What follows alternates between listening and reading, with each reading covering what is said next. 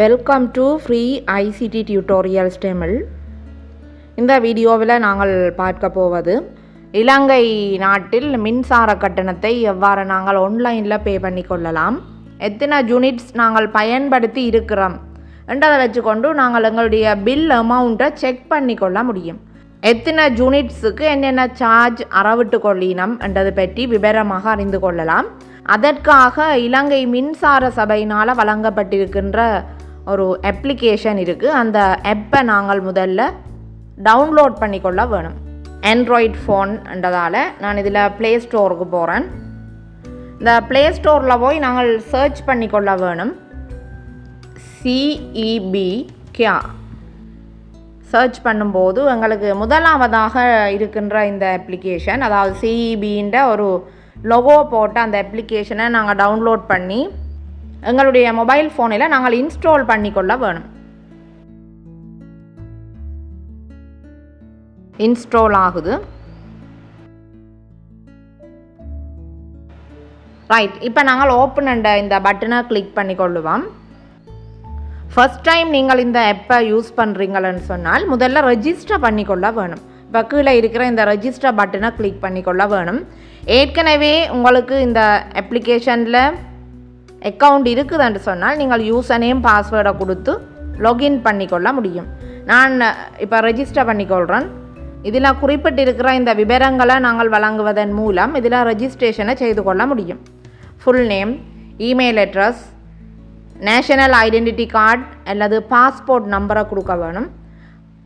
Mobile phone number, land phone number இருந்தால் கொடுக்கலாம், அது ஆப்ஷனல். அடுத்த யூசர் நேம், இந்த யூசர் நேம் வந்து மினிமம் 10 கேரக்டர்ஸ் இருக்க வேணும். அடுத்தது பாஸ்வேர்டு, கன்ஃபார்ம் பாஸ்வேர்டு, அந்த பாஸ்வேர்டை திருப்பி கன்ஃபார்ம் பண்ணிக்கொள்ள வேணும்.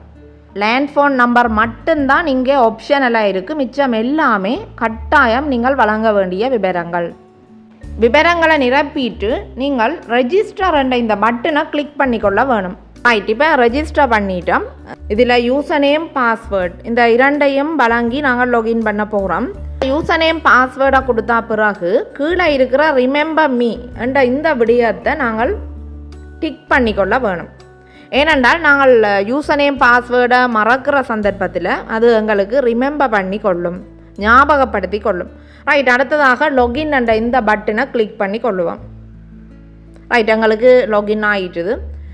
இடது பக்கம் மேல் மூலையில் 3 லைன்ஸ் இருக்குது, அதை நான் கிளிக் பண்ணிக்கொள்கிறேன்.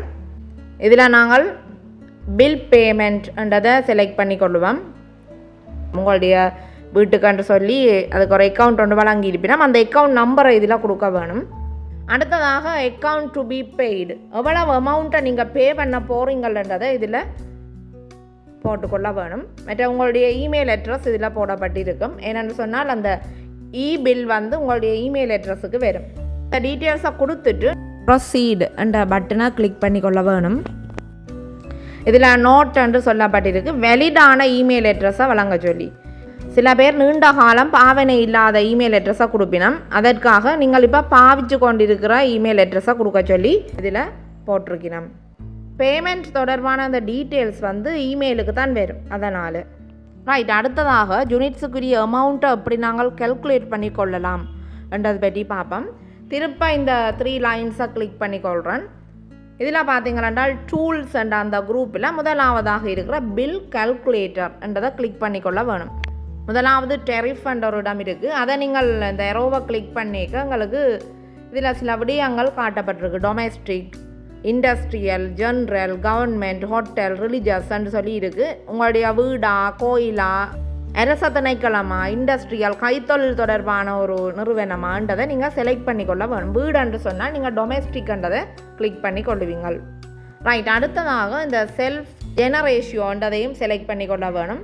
அதில் நான் net metering, net accounting, net plus என்று சொல்லி இருக்குது. அதில் உங்களுடையது எது என்றதை நீங்கள் செலக்ட் பண்ணிக்கொள்ள வேணும். வீடு என்று சொன்னால் நீங்கள் நொன்ன்றதை செலக்ட் பண்ணிக்கொள்ள வேணும்.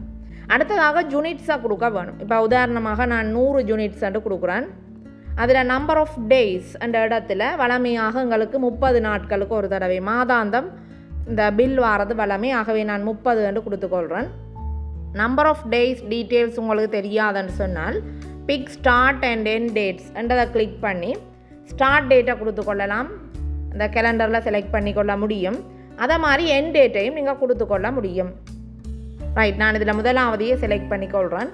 30 days என்று கொடுப்பேன். ரைட், இதில் பார்த்தீங்களென்றால் உங்களுக்கு இந்த டீட்டெயில்ஸ் வழங்கப்பட்டு இருக்குது. இம்போர்ட் சார்ஜ் ஒவ்வொரு 30 daysக்கும் 60 யூனிட்ஸுக்கு 32 ரூபா படி, 30 யூனிட்ஸுக்கு 35 ரூபா படி, 10 யூனிட்ஸுக்கு 50 ரூபா படி.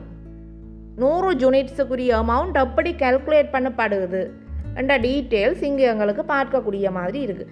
உண்மையில் எலக்ட்ரிசிட்டி போர்டுன்ற டீட்டெயில்ஸ் நிறைய பேருக்கு விளங்குறதில்லை. அது தொடர்பான ஒரு தெளிவுத்தன்மையை நீங்கள் பெற்றுக்கொள்ளக்கூடிய மாதிரி இருக்கும். இதில் ஃபிக்ஸ் சார்ஜ் இருக்குது, ரெண்டையும் சேர்த்து இந்த அமௌண்ட் இதில் போடப்பட்டு இருக்குது. இதில் நோட் அண்டு குறிப்பிடப்பட்டிருக்கிற விடயம் என்னவென்றால், இந்த கால்குலேஷன் மெத்தட், அதாவது இந்த அமௌண்ட்டுகள் எல்லாம் இப்போ லேட்டஸ்டாக பயன்பாட்டில் இருக்கிற அமௌண்ட் தான் போடப்பட்டிருக்கு என்றது குறிப்பிட்டிருக்கணும். ரைட், இன்னொரு பயனுள்ள காணொலியில் மீண்டும் உங்களை சந்திக்கின்றேன். நன்றி.